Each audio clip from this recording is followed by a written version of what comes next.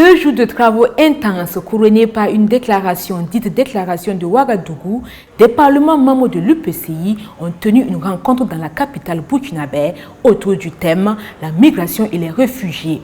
La quintessence de ces échanges dans ce numéro. Le projet de loi portant statut de la chefferie coutumière et traditionnelle au Burkina Faso a été adopté par la représentation nationale. L'interview express de ce magazine revient sur les enjeux de cette loi avec le premier vice-président de l'Assemblée législative de transition, l'honorable Dafidi David Lompo. Madame, Monsieur, ainsi se décline le sommet de cette émission. Merci pour votre constante fidélité.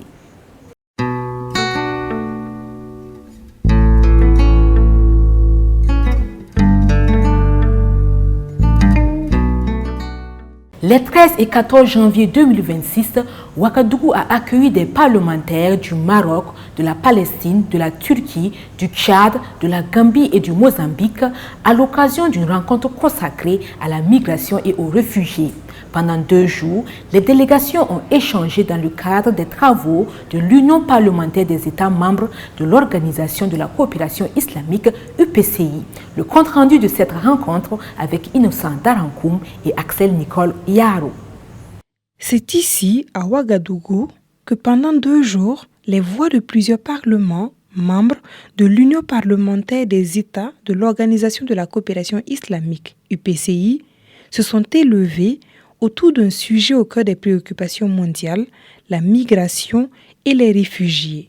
Réunis dans le cadre de la réunion du comité spécialisé permanent des affaires politiques et des relations extérieures, les parlementaires ont appelé à une action collective et posé les bases d'une réponse commune face à un défi humanitaire de plus en plus pressant. Ces questions de migration touchent particulièrement notre jeunesse, qui, au regard du contexte sécuritaire et au regard de la précarité, sont souvent obligés de franchir la frontière pour aller chercher de meilleures conditions d'emploi et de vie à l'étranger. Au fil des échanges, les parlementaires ont examiné le projet de document sur les migrants et les réfugiés. Les discussions se sont déroulées dans un esprit de concertation et de responsabilité. Plusieurs délégations ont apporté des contributions concrètes, notamment l'intégration de la notion de déplacés internes, la définition plus claire des différentes catégories de personnes concernées et le respect de la dignité des réfugiés. Elles ont également attiré l'attention sur la charge que représente l'accueil de milliers de réfugiés, appelant à un soutien renforcé aux pays hôtes. Comme vous le savez, les populations, surtout africaines, sont les plus touchées par la question de la migration. Pour cette catégorie de migrants, il faut qu'on préserve de plus en plus les droits et de leur réserver et garantir plus de droits, comme le droit à l'emploi, comme le droit à la sécurité, à la santé, au travail, comme j'ai dit, à l'éducation surtout, pour qu'ils soient intégrés dans les sociétés d'accueil. Au thème des échanges, les parlementaires ont adopté la déclaration de Ouagadougou, qui exprime leur volonté d'apporter des réponses concertées aux défis liés à la migration et au déplacement forcé. Afin d'officialiser les conclusions de ces travaux, le secrétaire général de l'UPCI, M. Mohamed Kouraïchi Niass, a été reçu par le président de l'Assemblée législative de transition, le Dr Ousmane Bourouma. Au cours de cette audience, les résolutions issues de la réunion ont été officiellement remises au chef du Parlement burkinabé. On est passé pour remettre les résolutions de nos 2 jours de travaux.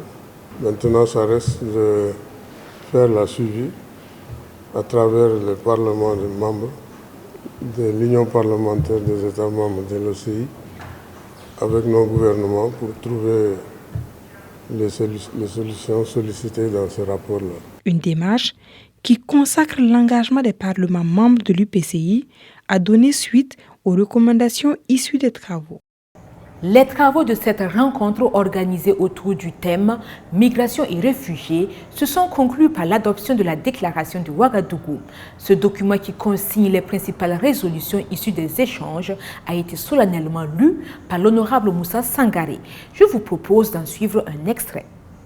Nous, les participants à la réunion du comité des affaires politiques et des relations extérieures de l'Union parlementaire des États membres de l'OCI, réunis à Ouagadougou, Au Burkina Faso, les 13 et 14 janvier 2026. 1. Affirmons que l'UPCI est appelé à accorder une attention particulière à la question de la migration, des réfugiés et des personnes déplacées internes, compte tenu de l'impact profond de ces phénomènes sur une grande partie de la population de nos États.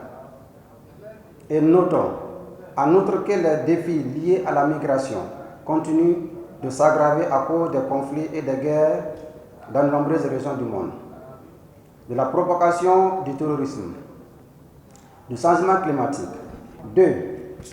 Appelons à se conformer pleinement au cadre juridique pertinent de l'ONU en matière de migration, en particulier le Pacte mondial pour des migrations sûres, ordonnées et régulières, aussi connu sous le nom de Pacte de Marrakech sur les migrations, adopté par l'Assemblée générale des Nations unies le 19 décembre 2018, tout en respectant pleinement la souveraineté nationale et la législation nationale.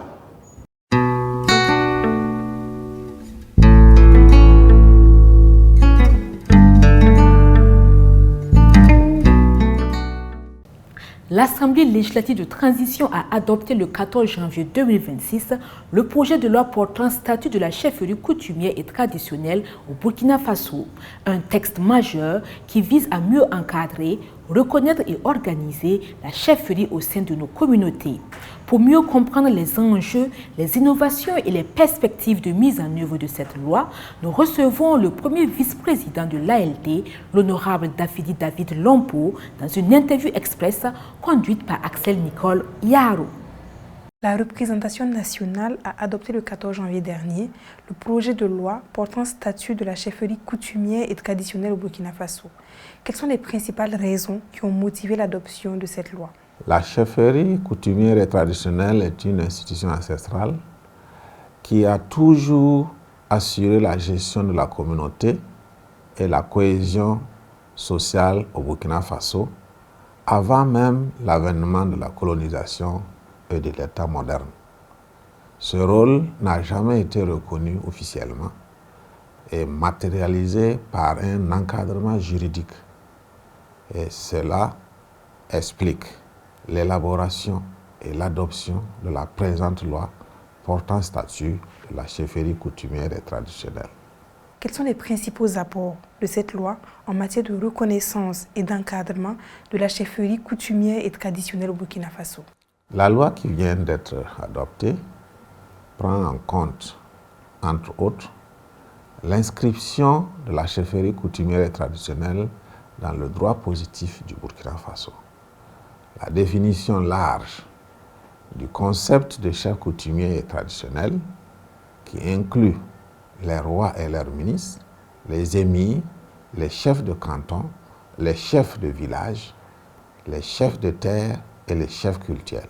Ça prend également en compte l'émission d'une carte de chef coutumier et traditionnel, la protection par l'État en assurant entre autres la sécurité personnelle, la protection des palais et les sites sacrés, la création d'une structure de coordination et d'un registre national des chefs coutumiers est l'un des éléments qui entrent donc dans les changements qui vont intervenir dans cette loi.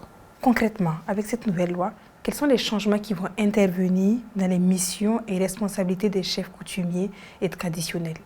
Les missions et responsabilités des chefs coutumiers et traditionnels découlant de l'intégration de la chefferie coutumière et traditionnelle dans l'ordonnancement juridique de notre pays permettront de participer pleinement à la consolidation de la paix au Burkina Faso, de participer également aux activités de l'État dans le cadre du développement socio-culturel et économique.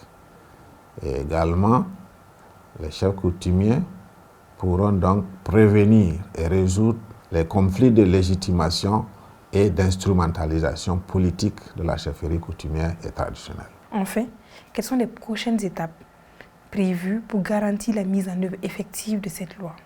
Il s'agira pour le gouvernement de parfaire tous les actes réglementaires encadrant la loi, d'assurer la promotion de la loi et d'encadrer chaque entité concernée dans la codification de son mode de dévolution afin de gérer les conflits de succession.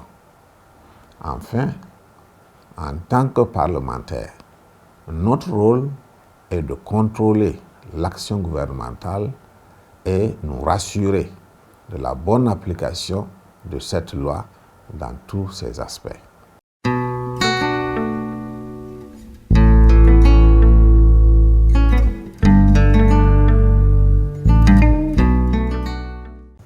Le vocable parlementaire du jour nous fait découvrir l'UPCI, l'Union parlementaire des États membres de l'Organisation de la coopération islamique. Que faut-il retenir de cette organisation? Élément de réponse avec le chargé des relations publiques de l'ALT, Honora Bationo. L'Union parlementaire des États membres de l'Organisation de la coopération islamique, en abrégé UPCI, regroupe de nos jours 54 parlements membres et son siège permanent est à Téhéran, en République islamique d'Iran. Le Parlement du Burkina Faso est membre à part entière de l'UPCI. Les objectifs poursuivis par l'Union parlementaire des États membres de l'Organisation de la conférence islamique sont, entre autres, promouvoir les rencontres et le dialogue entre les parlements des États membres de l'OCI et leurs députés, ainsi que l'échange d'expériences dans le domaine parlementaire et le débat sur des questions à caractère économique, culturel, social et politique intéressant les États membres de l'Organisation de la conférence islamique et faire face aux graves défis, aux tentatives de domination culturelle, politique et économique, tout en adoptant les recommandations et décisions appropriées concernant ces questions. Les organes de l'UPCI sont la conférence, la troïka présidentielle, le comité général, le comité exécutif, le secrétariat général et les finances. La 15e conférence de l'UPCI s'est tenue à Ouagadougou en janvier 2020, apportant une preuve supplémentaire de la bonne coopération entre le Parlement burkinabé et l'UPCI. À l'occasion de cette conférence, le chef du Parlement burkinabé de l'époque a été élu à la tête de l'UPCI pour un mandat d'1 année. Ainsi s'achève ce numéro de la Tribune du Parlement. Merci à vous qui l'avez suivi. À très bientôt pour un autre numéro.